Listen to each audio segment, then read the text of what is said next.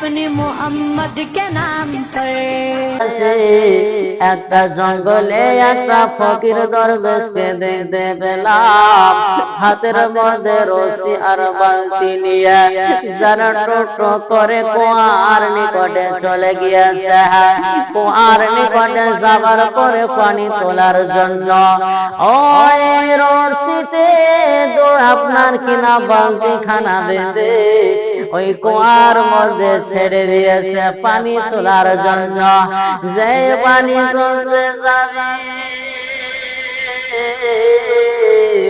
যেন রশি খানা দড়ি খানা ছিঁড়ে যেন কুয়ার নিকটে বালতি খানা পড়ে যায়। আর যখন পড়ে যায় ওই ফকির দরবেশ আল্লাহর কাছে আরজি করে, মাবুদ তোমার ইজ্জতের কসম, এই বালতি খানা যতক্ষণ পর্যন্ত আমি না পাবো আমি বাড়ি যাব না। এই ফকির দরবেশ কুয়ার নিকটে আপনার কিনা বসে পড়লেন। বসে থাকার পরে চিন্তা করে বালতিটা কি করে পাওয়া যাবে, পানি খানা কি করে পাওয়া যাবে।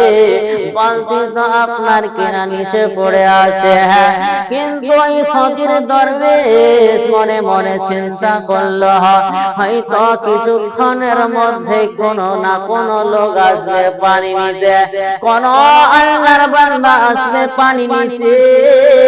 তাদের কাছে দড়ি রশি এবং বালতি থাকবে, আর ওই বালতির সাহায্যে দড়ির সাহায্যে পানি তুলে নেব, আর সাথে সাথে ও আমার যেন বালতি খানা পাওয়া যাবে। ওই আশাতে আপনার কিনা বসে থাকলেন। আপনার কিনা কয়েক ঘন্টা হয়ে গেল কিন্তু কেউ আসে না, কাউকে দেখতে পাওয়া যায় না।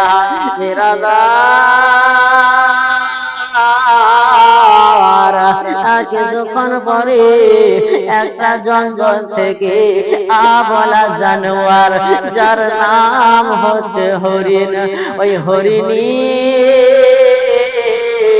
গুটি গুটি পায়ে ওই কুয়ার নিকটে চলে গিয়েছে, পানি খাবার জন্য চলে গিয়েছে। মেরা গার ওই কুয়ার নিকটে যখন গিয়েছে ওই পানি বালতি সহ ওই কুয়ার পানি যেন কিনারাতে চলে এসেছে। আপনার কিনা বালতি এবং পানি সহ কিনারাতে চলে এসেছে।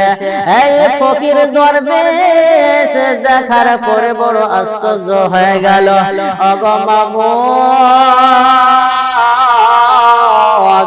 তোমার দরবারে ওই আপনার কিনা আমার দামের থেকেও ওই হরিণের মূল্য কি বেশি, আমার কোনো কি দাম নেই আপনার কাছে। মেরা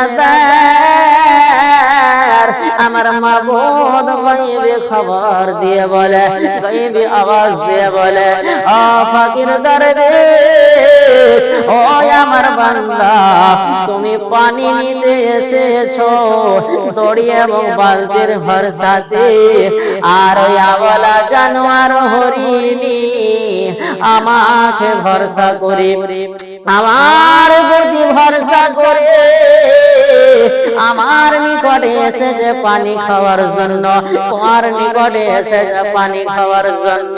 তাই আমি আল্লাহ আমার প্রতি ভরসা দিয়ে এসেছে, আমি খুশি হয়ে ওই জানোয়ার হরিণীকে যেন পানি